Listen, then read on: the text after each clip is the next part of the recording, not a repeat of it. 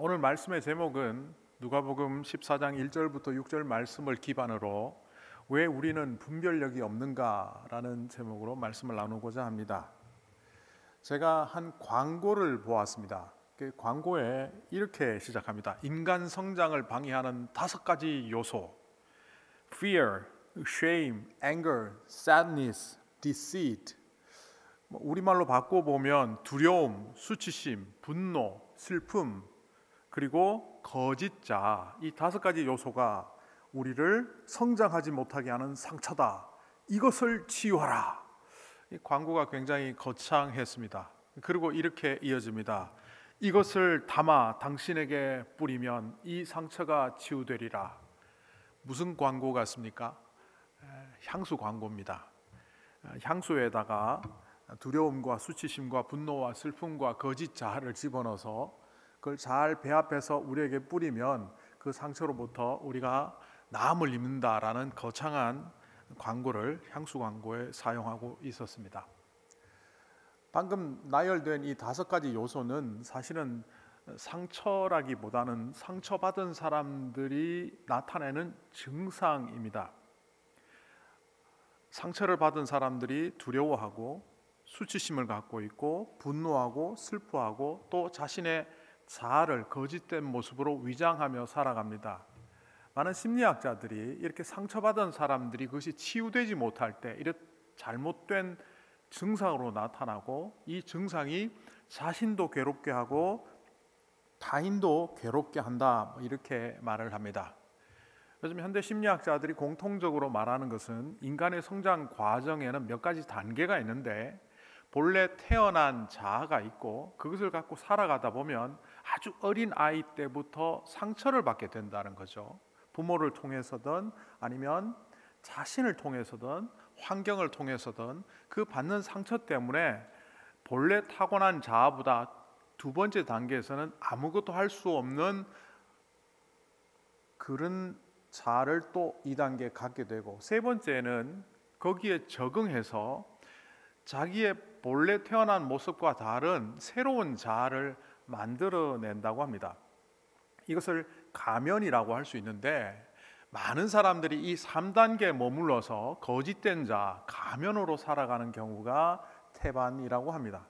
반면 이 거짓된 자를 떨쳐내고 또 어릴 때 가졌던 본래 태어난 자아 속에 정결한 자아로 나아가기 위한 노력과 분투 속에서 4단계로 접어든 사람들은 치유된 자아로 살아간다, 이런 해석들이 있습니다. 작년에 제가 읽은 책 중에 아주 인상적인 책이 한 권 있는데, 모든 상처는 흔적을 남긴다라는 책입니다. 이 작가는 42년의 자신의 임상 경험을 통해서 수많은 사람들을 만나고 치료하는 과정에서 경험되어지고 쌓은 정보를 바탕으로 이 책을 썼습니다. 이 책의 내용과 또 이 책을 본 제 생각을 조금 곁들여서 나누어 보면, 사람들은 성격이 만들어지고 또 그 사람의 성향과 행동 양식이 만들어지는 것이 이 태어나서 살아가는 과정 속에 이루어지는데, 그 중요한 요소가 바로 상처라는 겁니다. 상처를 받고 또 그 상처를 극복해 나가고 혹은 극복하지 못한 상태로 살아가는 이런 다양한 행동들로 인해서 내 인격도 행동 양식도 삶의 태도도 결정된다는 것이 이 책의 내용입니다. 그런데 사람들은 그 상처를 전부 좀 숨기려고 한다는 겁니다. 상처를 고쳐나가는 과정, 상처를 치유받는 과정 자체가 어렵기 때문에 많은 사람들은 이 상처를 숨긴다는 거죠. 예를 들어서 손에 큰 상처가 났는데 그 상처를 치료하기보다는 오히려 밴데이지라든지 반창고라든가 것을 붙여서 겉으로만 멀쩡하게 해버린 상태로 살아간다는 겁니다. 사람들이 가장 두려워하는 5가지 상처가 있다고 이 책에서는 말을 합니다. 그것이 거부당함, 버림받음, 모욕당함, 배신당함, 부당한 대우, 이런 것들이라고 합니다. 그래서 이런 상처가 되는 요소들을 직면하게 되면 사람들은 가면을 쓴다는 거죠. 이 상황을 극복해 나가기 위하여 노력하고 치유받기 위해서 애쓰기보다는 도피해버리고 회피해버리고 도망가 버린다는 겁니다. 그래서 내가 거부당할 때 이 거부당하는 것을 두려워하는 사람들은 도피해버리고, 또 버림받을까 두려워하는 사람들은 오히려 상대방에게 굉장히 의존적으로 힘을 쓰는 그런 가면을 쓰게 되고, 모욕당함을 두려워하는 사람들은 자기가 모욕당해도 끄떡없는 사람처럼 마치 위장하고 살아가고, 배신당하는 것을 두려워하는 사람들은 오히려 상대방을 지배해서 그 사람이 나를 배신당하지 못하도록 하는 그런 가면들을 쓴다고 합니다. 그런데 이 상처는 회피하면 회피할수록 사람의 깊은 곳으로 숨어들게 되고, 이것은 언젠가는 폭발적 요소로 드러날 수밖에 없다는 거죠. 가정에서 가족들과의 사이에서, 또 우리가 신앙생활하는 교회 공동체 속에서, 혹은 직장생활하는 직장의 문화 속에서 사람들과 관계를 맺어가는 그 관계 속에서 그런 상처들이 어느 순간 드러나게 되기 때문에 그 상처는 자신도 타인도 상처를 주는 제2의 상처를 만들어낸다, 이런 이야기를 하고 있습니다. 결국 이 왜곡된 자아, 거짓된 자아가 우리를 가면 속에 숨게 하고, 그래서 그릇된 판단과 그릇된 결정을 함으로 우리의 삶이 올바르게 가지 못한다, 그런 이야기를 담고 있어서 상당히 공감하면서 읽은 기억이 납니다.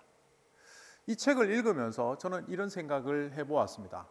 가정에서 행복한 삶을 살지 못하는 많은 사람들이 그 이유를 배우자를 잘못 만나서, 혹은 경제적인 형편이 어려워서, 자식들 때문에, 혹은 이민자로 살아가는 이 열악한 상황 때문이라고 탓을 하는 것이, 이 책을 보면서 그것이 잘못된 거구나라고 새삼 깨닫게 되었습니다.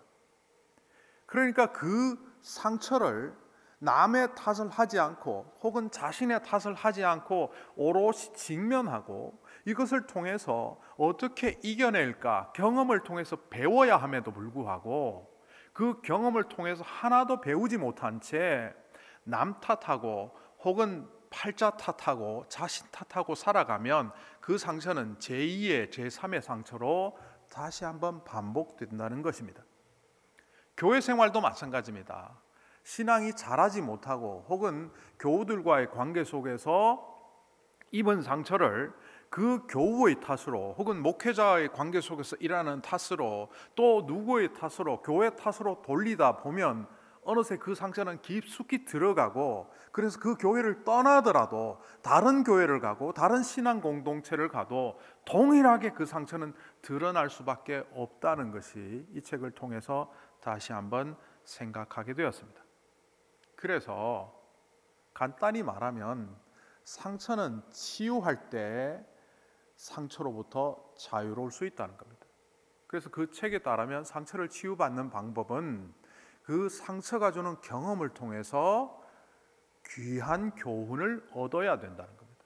그리고 얻어진 그 교훈은 반복된 훈련을 통하여 결국 자신의 것으로 만들어서 상처를 통하여 뛰어넘는 거룩한 경험을 통하여 상처로부터 자유로울 수 있다, 이런 이야기를 생각하게 됩니다. 오늘 말씀 속에 보면 삐딱한 사람들이 나옵니다. 제가 삐딱한 사람들이라고 말했지만 앞에서 말한 내용과 연결하면 그것은 바로 상처받은 사람들입니다. 상처받은 사람들은 언제나 상처를 주는 사람인과 동시에 자기를 완고한 가면 속에 숨겨서 자신은 마치 상처가 없는 사람처럼 위장하고 살아가는데, 오늘 성경에 나오는 바리새파 사람들의 지도자들이 바로 그런 사람들입니다. 오늘 말씀에 보면 주목해야 될 몇 가지 내용들이 나옵니다. 안식일에 바리새파 지도자가 예수님을 자신의 집에 식사하자고 초대했던 이 장면이 우리가 주목해 보아야 합니다. 이들이 왜 초대했는지 1절 하반절에 이렇게 기록되고 있습니다. 어떤 바리새파 지도자의 집에 음식을 잡수시러 들어가셨는데 사람들이 예수를 지켜보고 있었다. 여기서 지켜보고 있었다라는 말은 자세히 보았다는 뜻도 되지만 감시하듯이 보았다는 뜻도 됩니다. 그 곁에 서서 마치 시험하는 사람이 시험을 잘 치고 있는지를 감독하는 것처럼 바라보았다는 바로 그런 동사를 여기에 사용했습니다. 예수님을 이 집에 초대한 목적이 식사를 대접하고 또 좋은 관계를 만들어 가기 위함이 아니라 예수님이 자신들이 옳다고 여기는 것을 동시에 하고 있는지, 이분이 옳은 사람인지 옳지 않은 사람인지를 분별하기 위하여 그들이 예수님을 초대했다는 뜻입니다. 그러나 그들은 옳은 분별력이 없는 사람이라는 것이 오늘 말씀을 통하여 드러나고 있습니다. 자, 오늘 말씀 속에 우리가 잘 모르는 질병이 하나 나옵니다. 수종병 든 환자가 등장하는데 이 수종병이 뭔지 아십니까? 예전에 번역에는 고창병이라고 해서 이게 무슨 병인가 했는데, 이 수종병은 복부에 물이 차거나 심장, 신장, 간장 이런 데서 물이 고여서 몸이 붓는 그런 병을 수종병이라고 합니다. 이 헬라어로는 휘트로피코스라고 하는데, 휘트로라는 말이 물이란 뜻이거든요. 그래서 몸에 어떤 체액이 빠져나와 어떤 부분에 고여 있는 상태가 보여지는 환자를 휘트로피코스, 그러니까 수종병이라고 합니다. 그리스의 유명한 의학자 히포크라테스는 이 수종병을 4가지로 분류를 했습니다. 그러니까 이 히포크라테스의 수종병 4가지 분류는 예수님 시대에도 동일하게 적용되기 때문에 소개를 해보면 이렇습니다. 복부수종, 우리가 보통 복수가 찼다라고 말하는 그런 증세를 가진 환자입니다. 늑막공동, 심장수종, 발과 다리 수종, 이렇게 4개의 종류의 수종병 환자가 있었음을 보여줍니다. 오늘 예수님 앞에 서 있는 이 수종병 환자는 이 4가지 중에 어떤 환자인지 정확히 알 수는 없습니다. 그런데 영어 성경에 보면 이 사람을 이렇게 기록하고 있습니다. A man with swollen legs. 다리가 총총 부어오른 남자라고 이야기를 합니다. 그 영어 성경은 바로 휘트로피코스를 다리 수종으로 보았던 것으로 보입니다. 그러나 정확히 이것이 다리 수종병인지 복수가 찬 수종병인지 어떤 수종인지 정확히 알 수는 없습니다. 그런데 우리가 주목해야 될 것은 이 수종병 환자가 왜 이 자리에 있느냐입니다. 바리새인들은 환자들, 그러니까 당시에 몸이 아픈 사람들을 죄인 취급했습니다. 세리와 죄인들이라고 표현할 때 그 세리는 직업적으로 비도덕적인 사람으로 분류되었고, 뒤에 나오는 죄인들은 하나님께 제물을 드리지 못해서 죄를 사함받지 못했던 종교적인 행위를 하지 못한 사람들과 동시에 환자들을 말합니다. 바리새인과 서기관들이 항상 세리와 죄인들이 예수님과 함께하는 것을 비난했는데 그 죄인들 중에 상당수가 몸이 아픈 사람들이었습니다. 그런데 오늘 안식일에 자기 집에 이 사람이 여기에 있도록 했다는 것은 숨은 의도가 있다는 것을 볼 수 있습니다. 쉽게 얘기하면 바리새인 지도자들이 예수님을 식사에 초대해놓고 덫을 놓았다, 이렇게 볼 수 있습니다. 이것은 의도된 것입니다. 예수님이 이것을 몰랐을까요? 알았습니다. 아시고서는 그들의 의도를 꿰뚫듯이 질문을 하십니다. 어떻게 하는 것이 옳은 것이냐? 안식일에 병자를 고치는 것이 옳으냐? 아니면 고치지 않는 것이 옳으냐? 만약 고친다면 그것이 옳지 않은 행동이 되겠느냐? 그들의 마음속에 숨겨져 있는 그 의도를 파악하고 그것을 질문하십니다. 이 질문에 대하여 바리새인들은 대답하지 못하고 있습니다. 4절에 보면 잠잠하였다. 근데 여기서 잠잠하였다는 것은 침묵을 지켰다라는 의미이기 때문에 의도적으로 말하지 않았다는 이야기입니다. 조금 해석을 붙이면 이런 거죠. 우리는 답하지 않겠지만 결국 당신의 행동을 보고 우리가 판단을 할 테니 어떻게든 결정하고 한번 해보시오. 우리의 분별력으로 당신이 옳다 그르다를 나중에 판단해 주겠소. 이른바 지금은 침묵하지만 당신의 행동 여하에 따라서 나는 결정하리라, 이런 의도의 침묵입니다. 그런데 예수님께서 그 수종병 든 환자를 고치신 이후에 그들의 잘못된 이중적인 태도를 지적하셨습니다. 병자를 고치신 이후 그들에게 이렇게 말합니다. 너희 가운데 아들이나 소가 우물에 빠졌다면 안식일에 건져내지 않겠느냐?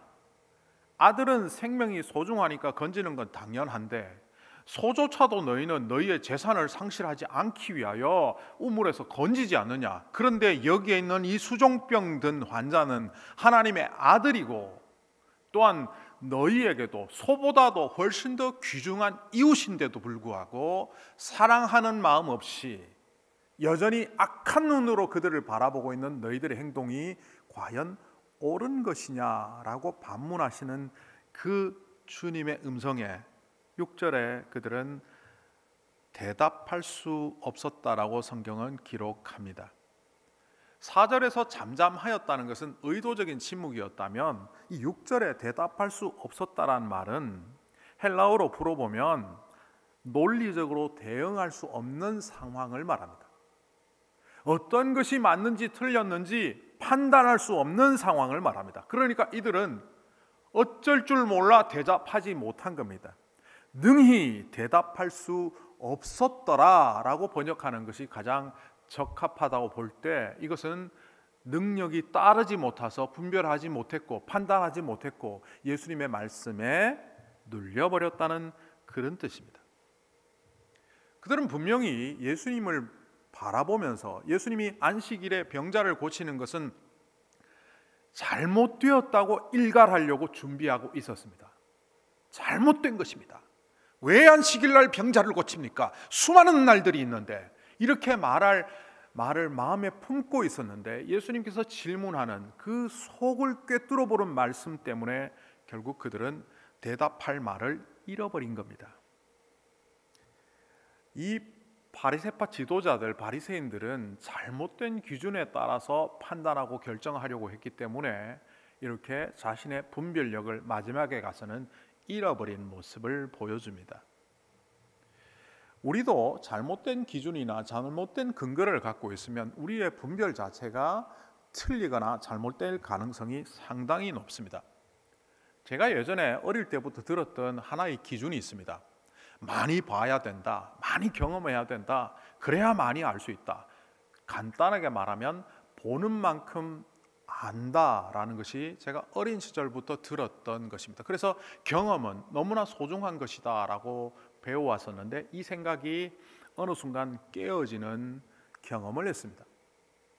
1993년에 나의 문화유산 답사기라는 유홍준 씨의 책이 나왔고 그 당시에 인문학서로는 최초로 100만 부를 통과하는 아주 베스트셀러가 되어서 저도 그때 신학교를 다닐 때 즈음에 이 책을 읽었습니다. 그런데 이 책에 다른 내용은 다 차치하고더라도 유홍준 씨가 했던 그 말을 지금도 생각하고 맞는 말이라고 여기는 기준이 하나 있는데 그것은 바로 보는 만큼 아는 것이 아니고 아는 만큼 본다라는 겁니다. 저는 이 글귀를 읽으며 무릎을 쳤습니다. 유홍준 씨는 세상에 많은 유물들이 있고 우리나라 전국토가 박물관 같지만 모르는 사람들은 아무리 쳐다봐도 돌덩어리에 불과하고 낡은 집에 불과하고 옛날 건물에 불과하다고 보지만 아는 사람들은 그것을 바라봄으로 민족의 향기와 민족의 고고한 보물을 발견할 수 있다, 이런 말을 하면서 사람들은 아는 만큼 본다라고 말했습니다. 그 이후 제가 성지를 방문할 때든 로마와 같은 고대 유적지를 방문할 때든 늘 공부하고 갔었습니다. 공부하고 갔더니만 다른 사람들은 보지 못하는 것들을 제가 보고 있는 것을 보면서 역시 아는 만큼 보인다라고 생각하게 되었습니다. 또 저에게 제 생각의 패턴을 바꿔주는 또 유명한 문구가 하나 있습니다. 이것은 다름 아닌 알버트 아인슈타인이라는 과학자가 했던 말입니다. 그는 영어로 이렇게 말했습니다. Insanity, doing the same thing over and over again and expecting different results.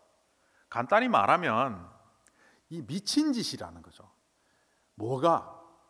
항상 입력을 똑같이 주면서 결과물이 다르게 나오도록 기대하는 것은 미친 짓이라는 거죠. 행동을 바꾸지도 않고 지금 늘 똑같은 모습으로 살아가면서도 새해가 되면 새로운 모양으로 나에게 행복이 몰려올 거라, 좋은 일이 생길 거라 기대하는 것은 insanity, 광기, 미친 짓이라는 겁니다. 우리는 새해가 되면 새로운 일들이 생길 거고 내가 달라질 거라고 생각하는데, 이 아인슈타인의 말에 의하면 그것은 미친 짓입니다. 내가 바뀌지 않았는데, 내 판단의 근거가 바뀌지 않았는데, 사람들을 바라보는 안목이 바뀌지 않았는데, 내가 살아가는 삶의 결과물, 미래의 삶의 모습이 더 좋은 쪽으로 바뀌리라고 기대하는 것은 말이 안 된다는 거죠. 또 하나 제가 굉장히 좋아하는 글귀, 그리고 그 삶의 기준이 됐던 성경 외의 이야기가 있다면 이것도 이미 제가 여러 번 인용했던 말입니다. 프랑스 시인 폴 발레리가 했던 말인데요. 사람들은 생각하는 대로 살지 않으면 사는 대로 생각하게 된다. 어떤 것이 옳은지 그것을 생각 속에 알고 있지만 그것을 택하여 살아가지 않다 보면 불의하게 살아가며 비겁하게 살아가며 아주 잘못된 모습으로 살아가는 그 방식대로 우리의 생각도 바뀌게 된다, 그런 말입니다. 결국 우리가 잘못된 근거를 갖고 있으면 아무리 제대로 살아가려고 해도 오늘 말씀 속에 나오는 바리새 지도자들처럼 잘못된 결정과 판단과 심지어는 어떤 것을 결정해야 될지도 모르는 그런 바보 같은 상황으로 접어들며 살아가게 된다는 겁니다. 그렇다면 우리는 세상의 분별력이 아닌 주님께서 우리에게 요청하시는 그 영적 분별력을 어떻게 기를 수 있을까요?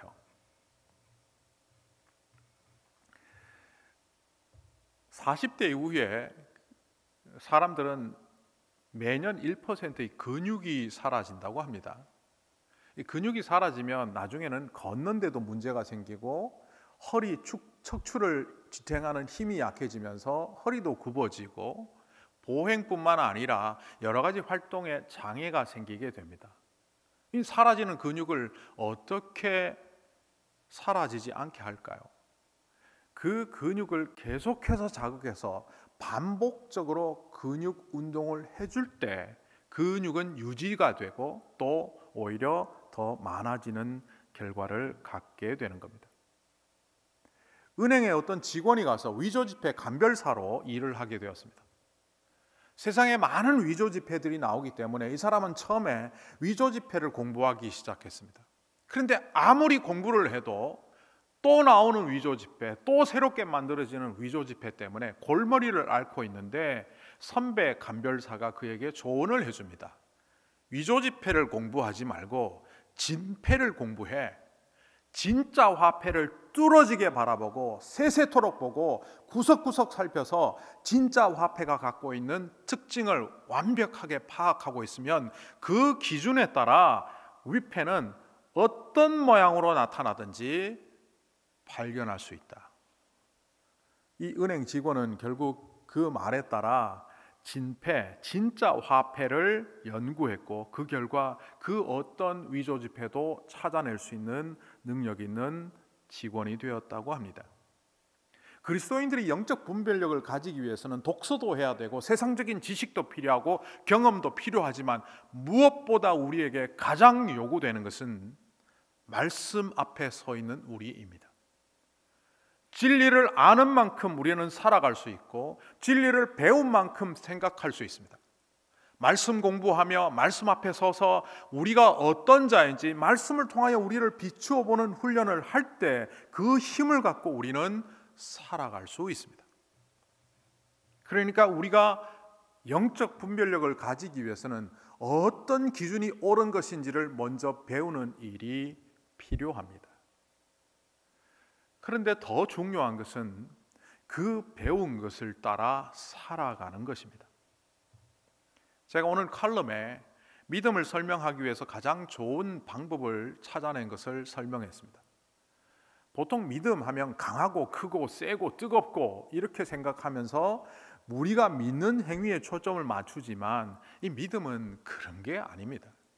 그래서 내 믿음이 강하다 하면 하나님이 다 응답해 주시고 내가 믿음대로 살면 하나님께서 내 소원 다 들어주시는 것처럼 마치 믿음을 도깨비 방망이 내지는 요술 램프처럼 생각하지만 믿음은 효심과 같다라고 제가 설명을 합니다.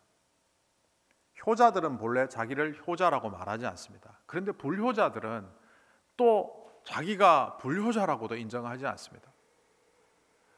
자기가 제대로 된 믿음 생활을 하지 않음에도 불구하고 사실은 믿음 있다고 착각하고 살아가고, 진정한 믿음 속에 있는 사람들은 늘 겸손히 자기의 믿음이 부족하다고 믿음을 성장시키기 위하여 애를 쓰는 모습이 효심과 같다는 거죠.